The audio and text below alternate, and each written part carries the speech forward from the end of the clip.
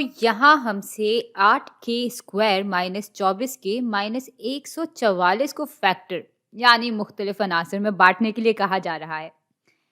अच्छा, एक चीज़ जो कि मेरी नज़रों में आ रही है वो ये है कि सारी टर्म्स 8 से तकसीम हो सकती हैं।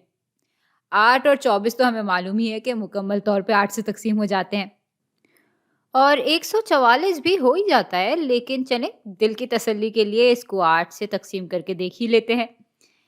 तो भई 8 ज़रब 1 बराबर होते हैं 8 के और 14 से 8 जब हम हटाएँगे तो पीछे रह जाएगा 6 और फिर ये 4 नीचे आ जाएगा और 8 ज़रब 8 बराबर होते हैं 64 के।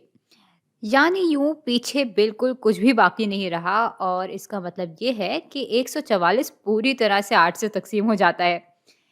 तो इस एक्सप्रेशन को फैक्टर करने के लिए पहले तो हम इन सब टर्म्स में से 8 को बाहर निकाल लेते हैं, क्योंकि इन सब में एक मुश्तरका आंसर 8 ही है।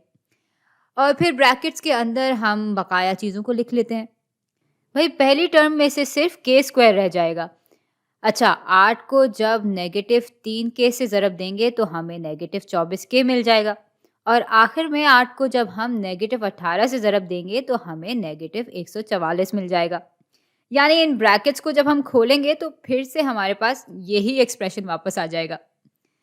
अच्छा, हो सकता है कि मैं गलत हूँ, लेकिन मुझे लग रहा है कि ब्रैकेट्स के अंदर वाले एक्सप्रेशन को शायद हम मज़ीद फैक्टर कर सकते हैं।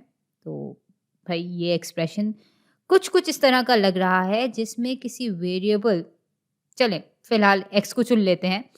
तो इसमें x² का कोएफ़िशिएंट 1 होता है और फिर जिसमें bx जमा हो रहा होता है या माइनस हो रहा होता है और फिर कोई मुस्तकिल कदर भी जमा हो रही होती है या माइनस हो रही होती है। तो अब ये एक्सप्रेशन बिल्कुल इसी सूरत पे पूरा उतर रहा है ना? अच्छा, अब इस किस्म के एक्सप्रेशन को हमने फैक्टर करना पिछली चंद वीडियोस में सीख ही लिया था।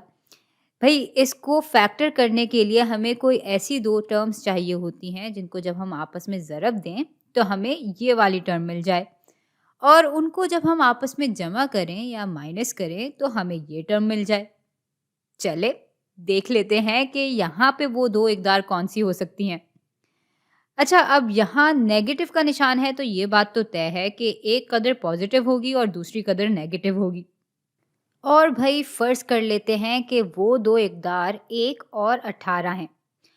अब चाहे इनमें से ये नेगेटिव हो और ये पॉजिटिव हो या ये पॉजिटिव हो और ये नेगेटिव हो, हम जब इन दोनों को आपस में ज़रब देंगे तो हमें -18 तो मिल जाएगा, लेकिन जब हम इनको आपस में जमा करेंगे तो हमें 3 तो मिलने से रहा। भई हमें मिलेगा 17 या -17। तो भई इसलिए हम इन दोनों इकदार को नहीं चुन सकते। अच्छा, दूसरा इम्कान ये हो सकता है कि हमारे पास पॉजिटिव या नेगेटिव 3 हो और साथ ही पॉजिटिव या नेगेटिव 6 हो। तो चलें ऐसा करते हैं कि हम -6 और पॉजिटिव 3 को चुन लेते हैं। इनको हम आपस में ज़रब देंगे तो हमें -18 मिल जाएगा, जबकि अगर इनको हम जमा करेंगे तो हमें -3 मिल जाएगा और हम बिल्कुल यही चाहते थे। तो अब हम करेंगे ये कि इस बीच वाली टर्म को हम 2 अनासिर में बाँट लेंगे और फिर 2-2 टर्म्स के ग्रुप बनाकर हम पूरे एक्सप्रेशन को फैक्टर कर लेंगे। तो यहाँ k² आ जाएगा और अब इस -3 को हम +3 के और -6 के की शक्ल में तोड़ देंगे और फिर इस -18 को हम यूँ ही लिख लेंगे और इस पूरी चीज़ को फिर से 8 से ही ज़रब दिया जा रहा है, तो ये भी हम लिख लेते हैं। अच्छा, अब इन दोनों टर्म्स का एक ग्रुप बन जाएगा, क्योंकि ये दोनों ही k से तक़सीम हो सकते हैं और बिल्कुल ऐसे ही इन दोनों टर्म्स का भी एक ग्रुप बन जाएगा, बल्कि यहाँ पॉज़िटिव निशान लगा लेते हैं फ़िलहाल। हाँ, तो अब ये दोनों एक ग्रुप में हो जाएँगे क्योंकि ये दोनों ही 6 से तक़सीम हो सकते हैं।